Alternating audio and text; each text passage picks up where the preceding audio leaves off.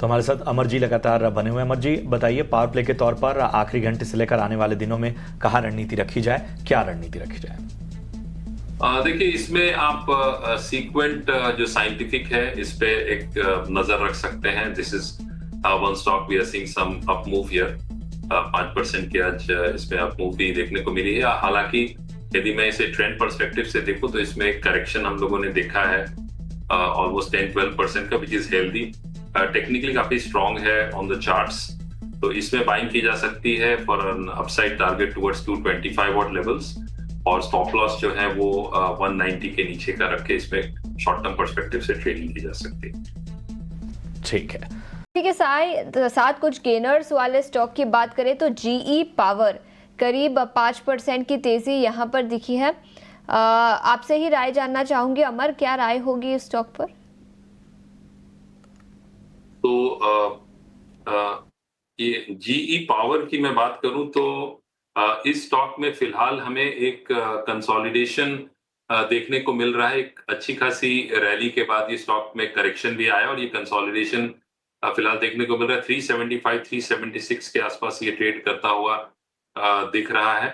हालांकि ये जरूर है कि जो डाउनसाइड है that seems to be over, और स्टॉक ने अच्छा सपोर्ट लिया है लोअर लेवल्स पे, तो कहीं ना कहीं यहाँ से एक पुल बैक एक्सपेक्ट कर सकते हैं। बट वो पुल बैक जो है फॉर एनी सिग्निफिकेंट रैली इसे 400 के ऊपर सस्टेन करना जरूरी है।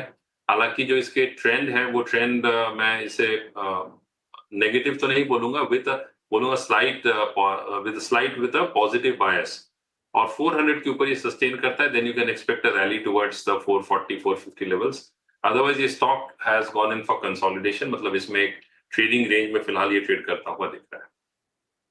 ट्रेडिंग रेंज में स्टॉक ट्रेड करता हुआ, और अगर 400 के पार निकलता है तो 450 तक के लेवल्स जीई पावर पर दिखाई दे सकते हैं। स्टॉक आज अपर सर्किट में लॉक हुआ है। इसी के साथ कुछ एनर्जी रिलेटेड स्टॉक्स पर नजर डालते हैं। ब्रेंट क्रूड में पिछले कुछ दिनों में वॉलेटिलिटी दिखी है, लेकिन आईओसी और ओएनजीसी, आईओसी 5% की गिरावट के साथ कारोबार, और ओएनजीसी में भी करीब 4% की गिरावट दिखी है। अमर, दोनों ही स्टॉक्स पर क्या राय रहेगी, आईओसी और ओएनजीसी? तो आईओसी की बात करूं तो देखिए, आईओसी में एक बहुत सिग्निफिकेंट करेक्शन हम लोगों ने देखा इस क्वार्टर में ही।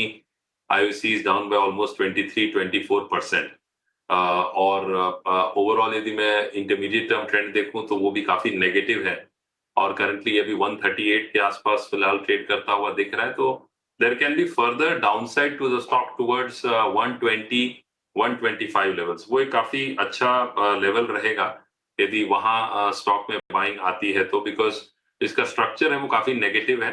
तो लोअर लेवल्स पे ही इसमें बाइंग अपॉर्चुनिटी देखनी चाहिए। हायर लेवल्स में 150 155 जो है वो इमीडिएट जोन ऑफ रेजिस्टेंस है फॉर द स्टॉक, तो वहां आता है तो वहां एक सेलिंग प्रेशर इस स्टॉक में दिख सकती है। यदि मैं दूसरी स्टॉक की बात करूं, जैसा आपने कहा ओएनजीसी, तो ओएनजीसी में भी ओवरऑल वीकनेस है टुवर्ड्स 250 एक सपोर्ट है। ये क्रूशियल सपोर्ट जोन्स पे है। 250 के नीचे ट्रेड करता है then we can expect some sharp correction here as well, क्योंकि जो स्ट्रक्चर है वो काफी अभी नेगेटिव है इंटरमीडिएट टर्म पर्सपेक्टिव से, या फिर शॉर्ट टर्म में we are seeing some support. हालांकि ऑन द अपसाइड 280 के आसपास इसमें एक जोन ऑफ रेजिस्टेंस है, तो 250 280 रेंज है ओएनजीसी के लिए, और हायर लेवल्स पे इसमें भी थोड़ी सेलिंग प्रेशर दिख रही है फिलहाल। तो ये है ओएनजीसी पर राय, और बाकी अहम सेक्टर्स पर और बाजार से जो है रिकवरी के